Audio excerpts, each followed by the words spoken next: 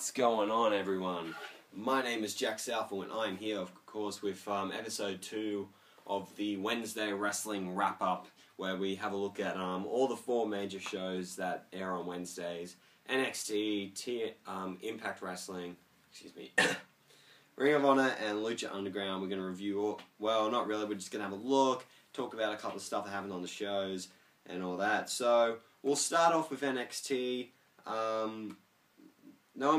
In no particular order, the big thing that came out of this week's episode was Samoa Joe's debut match on NXT. He took on Scott Dawson, and he pretty much squashed him. Kevin Owens was on commentary, watching on, and Samoa Joe, after his match, he called out Kevin Owens. He said, "I dare you to step in this ring and fight like a man." Owens said, "Nah, mate, you're not worth it." Then Joe called him like a rookie, unworthy of facing him.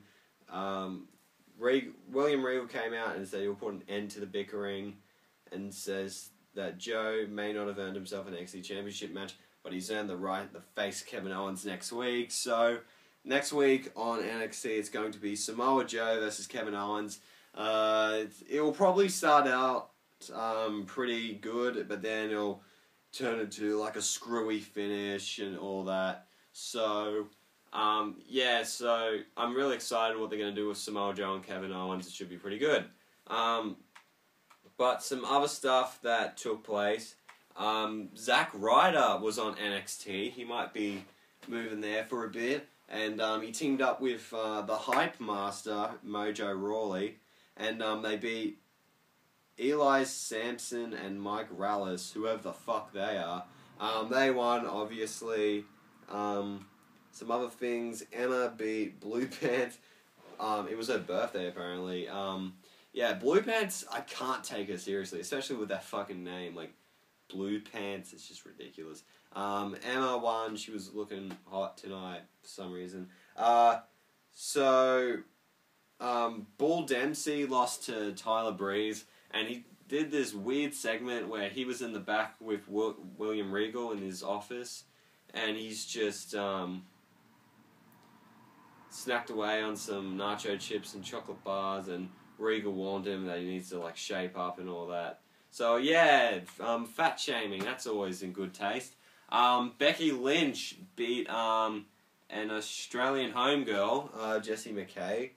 So I believe she's only really new. I think she's from Melbourne, I believe. So she did well, but of course Becky Lynch won. Baron Corbin won in another squash match, and the fans are starting to boo him, which is very weird because, you know, he got cheered when he started doing it. Maybe they're just sick and tired of him doing the same old shit over and over again. But anyway, that was NXT. Pretty good episode. Excited to see what they're going to do with Samoa Joe and Kevin Owens on next week's episode. Next, we're going to talk about TNA Impact. Sorry. And this was the Destination X special that they did. The theme song to this was Megatron by Crazy Town. I think that's just the Impact Wrestling theme song, but whatever. So, of course, the first match was Kurt Angle versus Rockstar Spud for the TNA World Heavyweight Championship. This was Spud's option C, which was the world title match. He got rid of his NXT title. No, not NXT. Fucking wrong brand. His TNA X Division Championship in order to face, which I still think is really stupid. If you're trying to build up the X Division, why would you give away the X Division title? You should be willingly defending it. But anyway, they had an alright match. Kurt Angle ended up winning, and he faced Austin Aries later on in the night, which was Aries' Feast of Fire World title match. Angle retained, of course. I think EC3 got involved in some shenanigans. And then they did some X Division Championship freeway semi-final matches, which were won by Loki, Tigre Uno, and Grado. Am I correct? And those 3 will wrestle in the freeway tournament final to crown the new X Division Championship. Why didn't they have it on this show? If they're calling it Destination God, I keep coughing a lot. Destination X, which is all about the X Division. Shouldn't they be showing off the X Division of it? Let's just move that logo there. It was an okay episode. The Dollhouse did a segment where Taryn Terrell tried to get Awesome Kong in a lingerie pillow fight, but Awesome Kong didn't come out. Instead, Brooke came out, I believe, and she just wanted to beat up on Taryn Terrell in the Dollhouse and all that, so they can be possibly having a feud and some sort. And then a whole bunch of other shit happened, but that's all I remember from this episode. Let's get into Ring of Honor just quickly. I'll try not to take too long here. I think I'll talk about more on TNA. What I can, because Slammiversary is coming up, I believe, and Slammiversary is coming up really soon. So, they're probably going to do something with Kurt Angle, and he's going to face EC3 for the title. I can see that definitely happening. Oh, here we go. Ring of Honor and Destination America. Here we go. We'll talk about Ring of Honor. If you'll let me scroll down. Oh, the Shockwave Flash isn't responding. So, some other matches I can see possibly happening for, Slammiversary, would probably be, there'll be an X Division match on there, definitely, with, whatever. Oh, it's working now, so here we go. We won't talk about TNA anymore, we'll talk about Ring of Honor. The main event for Ring of Honor this week was a tag team match. It was The Kingdom, Michael Bennett and Matt Taven, with Maria, whatever the fuck her last name is, she's really hot. She was in I believe she was in WWE before, and she's moved down here. She's doing really well. And then we get to Gallows and Gunn, so Doc Gallows and Carl Anderson from the Bullet Club, they're really popular in New Japan Pro Wrestling because everywhere I go I see their fucking logo. But this ended in a no contest, and then Gallows came in with a chair, hit Bennett in the ribs, and then Gallows and Gunn set up the chairs, and they went for the kill, and then Maria hops up on the apron to distract them. Gallows grabs Maria, brings her into the ring. They go for the Magic Killer on her, but Bennett breaks it up. Bennett then fights back. Anderson lays him out with the gun stun. Taven leaps off the top, and then a Magic Killer onto the steel chairs. So, because Best in the World is coming up soon, and I'll do a review of that. Something else. We had some Briscoe some promos which I thought were pretty good. We had here's a match.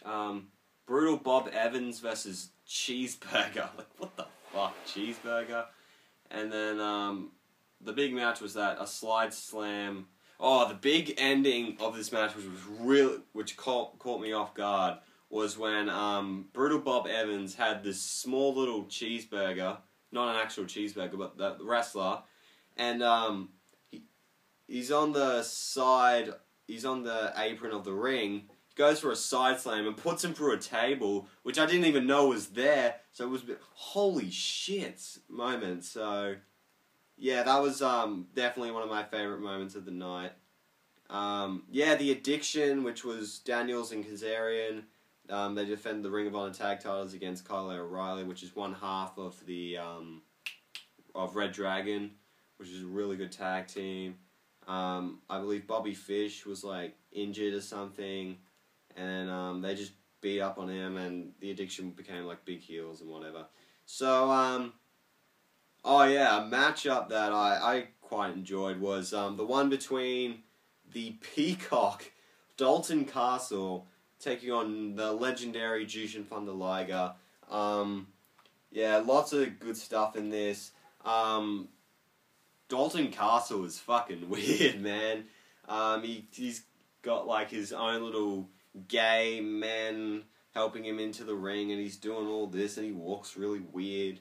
I believe Jushin Thunder Liger won, and that was it. So yeah, really enjoyed Ring of Honor this week. I thought it was really good. Dalton Castle stole the show for me. That side slam through the table was crazy. A very, very enjoyable show. Overall, and last of all, we will talk about Lucha Underground. So Dario Cueto came out, and he announced that they're gonna do it should be a pay-per-view event, I believe. I wouldn't see why not. So just wait for it to load up. So he announces what's the name of the show? So yeah, he's gonna announce a big pay-per-view event where all the big stars are gonna face off, and they did a number one contenders fatal four-way match to determine Prince Puma's opponent for it. And it's going to be, it was Drago, who had just decided to come back. If he lost, he would be banished from the temple, and I believe he had to take off his... Was that the match where he had to take off his mask, or was it something? I think it was that.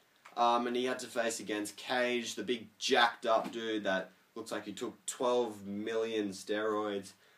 King Cuerno, who's like a creepy hunter guy, and Hernandez, who used to be in TNA. Pretty good, pretty alright ending. So yeah, Drago won. So it's going to be Prince Puma versus Drago, who's... These two are arguably the two most popular guys in Lucha Underground right now, and they're going to face off at the big pay-per-view. Is it a pay-per-view, or is it just a big special? I don't know. But they teased next week's episode, which is going to be Prince Puma versus Johnny Mundo in a 60-minute Iron Man match, which should be awesome. Yeah, those are actually the two biggest stars right now. Prince Puma and Johnny Mundo, these two guys were in the main event of the first ever show, so seeing these two go at it, Johnny Mundo looks like he's turning heel because he's did a deal with Dario Cueto. But anyway, some other stuff that happened. Chavo Guerrero took on Blue Demon, who came back. Chavo got the win here. Some other matches that took place. The Disciples, who are just with Katrina, who was with Mil Muertes, or whatever the fuck his name is. Disciples are like these skeleton-masked weirdo dudes. Then you have Pippi Masquerita, which is the midget. Pippi's the cross-dresser, and Bengala, I can't remember who that guy was. But the Disciples of Death won. So, the name of the show was Ultimate Lucha, so I can't wait for that. So, yeah, that was just a quick wrap-up of Lucha Underground. Pretty enjoyable show. And, yeah, that's going to be it for this video. Hope you guys have enjoyed. Make sure to leave a like if you did. Comment down below what was your favourite show this week. And make sure to hit the subscribe button for more stuff from me. Check me out on Twitter and Instagram at JackmanLaw31. And I'll see you guys next time. And I'm out in 3, 2, 1.